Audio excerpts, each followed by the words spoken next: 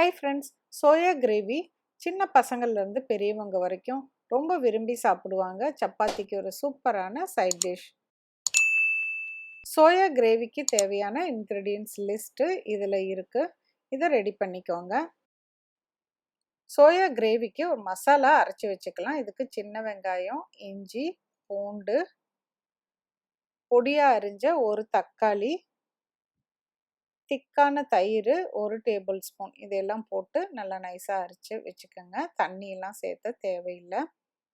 இந்த அளவுக்கு பேஸ்ட்டாக அரைச்சி ரெடி பண்ணிக்கோங்க.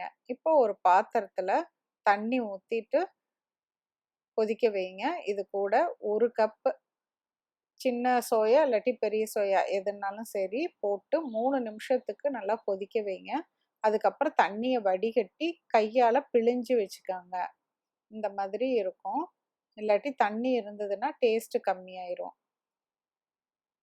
ஒரு சின்ன பேனில் 1 டேபிள் ஸ்பூன் பட்டர் போட்டு மஞ்சத்தூள், மிளகாத்தூள் மட்டும் சேர்த்திக்கோங்க.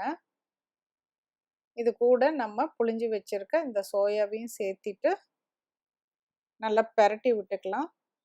இது கூட கொஞ்சமாக உப்பு தூவிக்கங்க.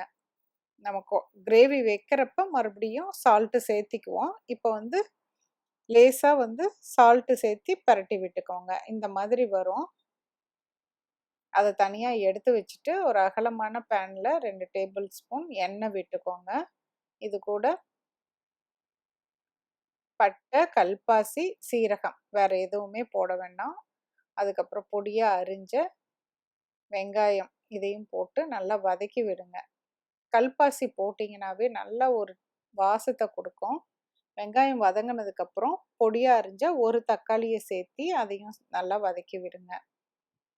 வெங்காயத்தையும் தக்காளியும் ஓரளவுக்கு வேகிற அளவுக்கு நல்லா வதக்கி விட்டுட்டு அரைச்ச மசாலாவையும் சேர்த்திக்கலாம். இதை சேர்த்திட்டு கூடவே மஞ்சத்தூள், மிளகாத்தூள், சீரகத்தூள், கொஞ்சம் கொத்தமல்லி தூள், இது கூடவே உப்பு எல்லாத்தையும் சேர்த்தி இப்போ வதக்கி விடுங்க. இப்போ தான் நம்ம வதக்க அந்த எண்ணெய் பிரியும். கொஞ்சம் நேரத்துலையே எண்ணெய் பிரிஞ்சிரும். எண்ணெய் பிரிகிற வரைக்கும் வதக்கி விட்டுட்டு அதுக்கப்புறம் கொஞ்சமாக தண்ணி சேர்த்திட்டு மிக்ஸ் பண்ணி விடுங்க. இப்போ நம்ம ரெடியாக வச்சுருக்க இந்த சோயாவையும் இதில் சேர்த்திக்கலாம். ரொம்ப திக்காக இருந்தால் இன்னும் கொஞ்சமாக தண்ணி சேர்த்திட்டு மிக்ஸ் பண்ணி விட்டுக்கோங்க. நம்ம வதக்கி வச்சுருக்க இந்த சோயாவையும் இதோடு சேர்த்தி கலக்கி விட்டுடலாம். நல்லா சோயாவை கலக்கி விட்டுட்டு தேவையான அளவுக்கு தண்ணி, அதாவது ரொம்ப தண்ணியாக குழம்பாட்டாக ஊற்ற வேண்டாம்.